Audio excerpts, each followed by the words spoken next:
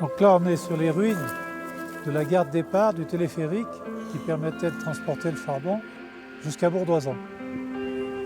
À 2300 mètres d'altitude, il ne reste guère plus qu'un amas de pierres et de poutres, vestige de l'une des plus hautes mines d'Europe. Les accès n'étaient pas faciles.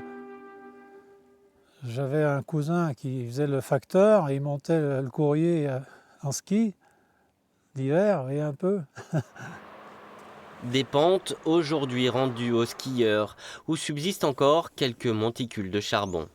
Chaque fois qu'il y a un tas de charbon, c'était les résidus qui n'étaient pas évacués. Donc à chaque fois, sur plusieurs étages, il y avait des galeries jusque là-haut vers le rocher. Oui.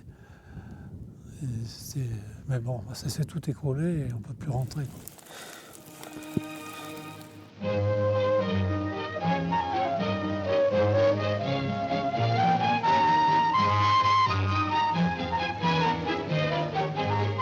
Gueule noire au pays blanc. Grâce à leur travail, grâce à leur vie solitaire et laborieuse, des milliers de foyers auront eu un peu plus de chaleur, un peu plus de bien-être. La présence d'anthracite sur les hauteurs de l'Alpe d'Huez est connue depuis la nuit des temps, mais son exploitation est restée longtemps familiale. En 1880, une concession voit le jour, suivie en 1904 par la construction d'un téléphérique. Grâce en partie à l'installation du tramway, la voie ferrée du Dauphiné et une gare qui était à Bourdoisan, et l'installation d'un chemin de fer aérien, ce câble aérien qui descendait des petites bennes jusqu'à Bourdoisan, qu'on a pu exploiter industriellement finalement ce charbon. À l'aube du XXe siècle, entre 30 et 50 personnes travaillent à la mine essentiellement l'hiver, dans des conditions difficiles. Il s'agit surtout de paysans des villages alentours, quand il n'y a pas de travaux au champ.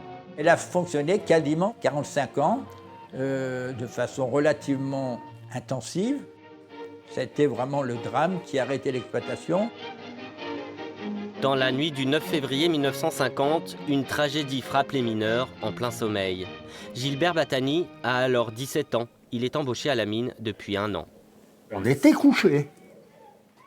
On était le dortoir, en dessous le réfectoire et la cuisine. On entend crier Sébastien Barthelby. Il pleurait, il était comme fou, quoi. Faut vous lever. Bon, on s'est tous levés. Bon, oui, mais qu'est-ce qui arrive quand on a ouvert la porte de ce bâtiment? Ça soufflait terriblement. Une avalanche balaie un des 2 bâtiments dans lequel dorment 14 mineurs, tous originaires de Besse, un village de la vallée. 6 hommes sont tués sur le coup, 6 autres périssent carbonisés par l'incendie provoqué par un brasero renversé.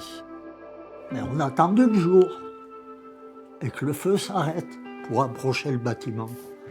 Parce qu'à 4-5, quand on a essayé d'approcher, il y avait tellement ce pourcier, on ne pouvait pas, même à 6, tellement qu'il était fort. C'était pas tenable. Ce drame sonnera le glas de la plus haute et la plus petite mine d'Europe, qui cesse son activité quelques mois plus tard. La ligne du téléphérique sera démantelée. Sur les pentes de cette montagne de Loisan, autrefois endeuillée, subsistent ci et là quelques pièces rouillées ou débris de wagonnets. Autant de stigmates d'une histoire qui aujourd'hui s'efface.